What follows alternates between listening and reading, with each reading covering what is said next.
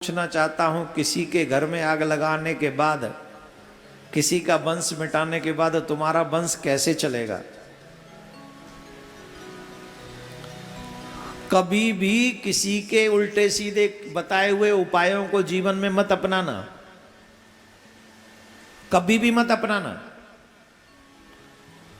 कोई कितना भी कहे कि तेरे 9 महीने में ही हो जाएगा,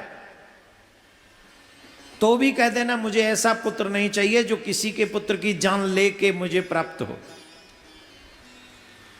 और अगर आपको वाकई पुत्र चाहिए, आपके मन में वाकई पुत्र की इच्छा हो, तो श्री हरिवंश पुराण की कथा श्रवण करें, अनुष्ठान करें। श्रीमद् भागवत महापुराण को विधि विधान से सुने, 7 दिन सुने मन लगाकर क्रम से।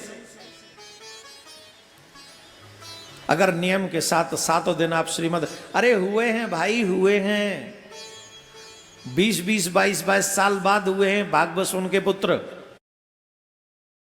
मेरी झोपड़ी के भागाज शादी के 22 साल बाद, 16 साल बाद। नियम से सुनो ना, निष्ठा से। और एक बात बताएं, पाप से प्रार्थना ज्यादा पावरफुल है। और धीरे बजाओ।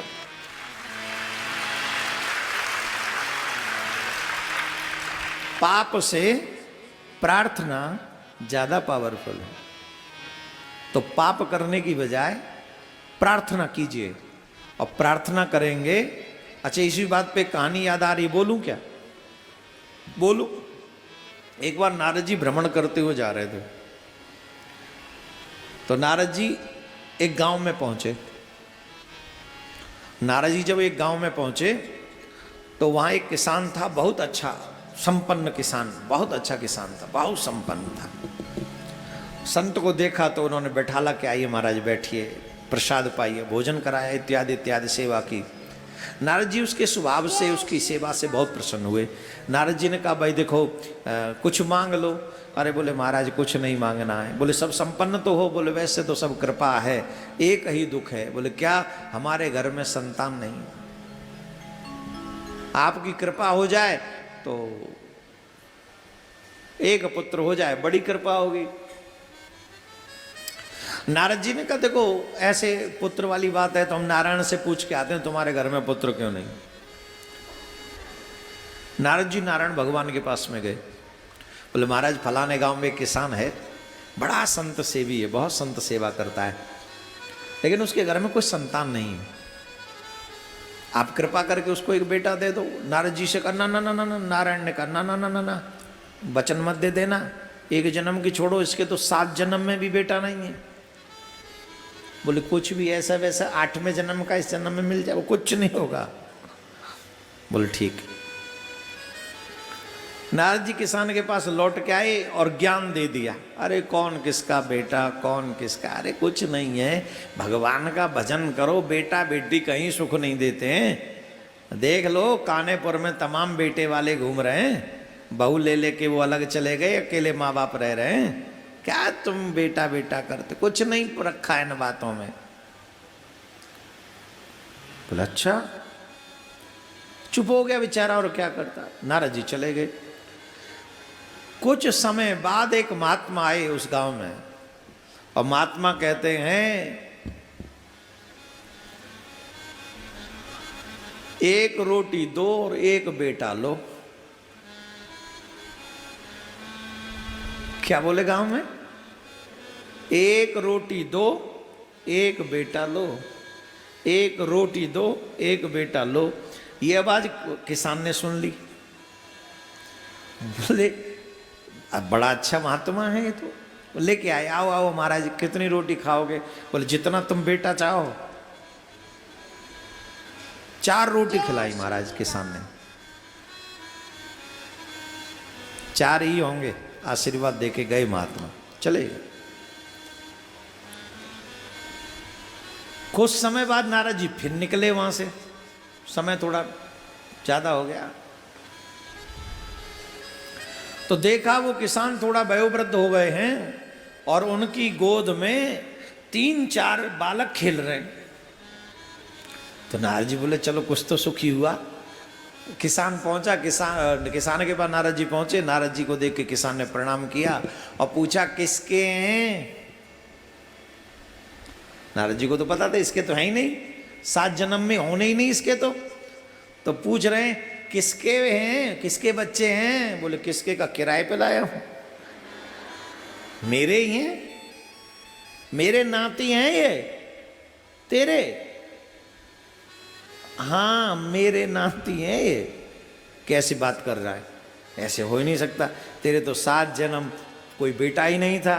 बोले 4 बेटे हैं, 4 के 3 नाती हो चुके हैं। क्या आप सारे महात्मा तुम जैसे थोड़ी होते हैं, मुझ जैसे। बोले हाँ तुमने तो कह गए थे 7 जन्म कुछ नहीं होगा। नारद जी को बड़ी अखरी बात, बोले कमाल कर दिया, ये तो भगवान ने हमको झूठा बना दिया। हमसे तो कहा इसके 7 जन्म में नहीं हो, इसके 4 बेटे कैसे हो गए।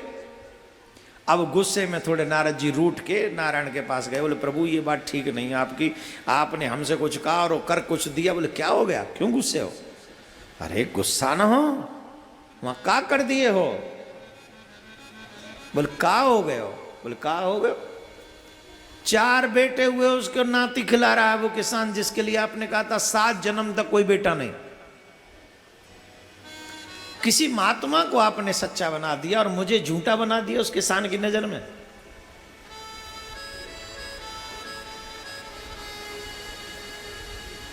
भगवान ने कहा कि भगवान उसी समय पेट पकड़ के बैठ गए। बोले क्या हुआ। बोले पीड़ा हो रही। बोले पीड़ा कैसे समाप्त होगी। बोले कोई मेरा सबसे प्रिय भक्त अपना हृदय चीर के मुझे दे दे तो मेरी ये पीड़ा समाप्त हो जाए। नारद जी बोले बताओ मैं क्या करूं। बोले अब आप देखो क्या करोगे। बोले ठीक है मैं पृथ्वी पर जाता हूं, देखता हूं कौन आपका प्रिय भक्त है जो अपना हृदय चीर के आपको दे दे। अब नारद जी वो ढूंढे ढूंढे ढूंढे, तमाम मालाधारी मिले, तमाम तिलकधारी मिले, तमाम मंदिर जाने वाले मिले, तमाम तीर्थ जाने वाले मिले। अपना हृदय दे दो ठाकुर जी दुखी है, अपना हृदय दे दो नारायण दुखी है, कोई न दे। एक वन में होके जा रहे थे, उसी समय एक महात्मा आ गए। महात्मा को देखा, महात्मा से पूछा क्या कर रहे हो। बोले भगवान का भजन। बोले किसका। बोले नारायण का। अरे नारायण का, तुम नारायण के भक्त हो। बोले हाँ क्यों नहीं। बोले नारायण को पीड़ा है इस समय। बोले क्या पीड़ा है। बोले कोई पीड़ा है और वो उनकी पीड़ा तभी दूर हो सकती है जब कोई अपना हृदय चीर कर उनको दे दे। मेरे नारायण को कष्ट है, मेरे नारायण को पीड़ा है। तुरंत वहां छुरी रखी थी, उठाई और अपने हृदय पर प्रहार कर दिया। लो नारायण को जाके दे दो, वो स्वस्थ हो जाएं।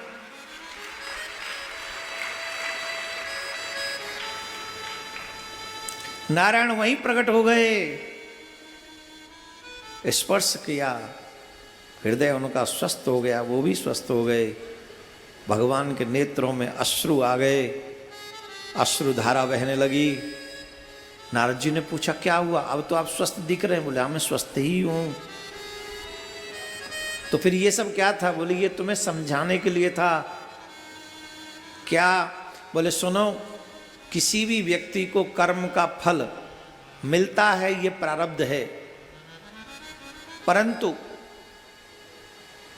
ऐसे संतों की वाणी में झूठी नहीं कर सकता जो संत मेरे ऊपर अपना सर्वस्व न्यौछावर कर देते हैं।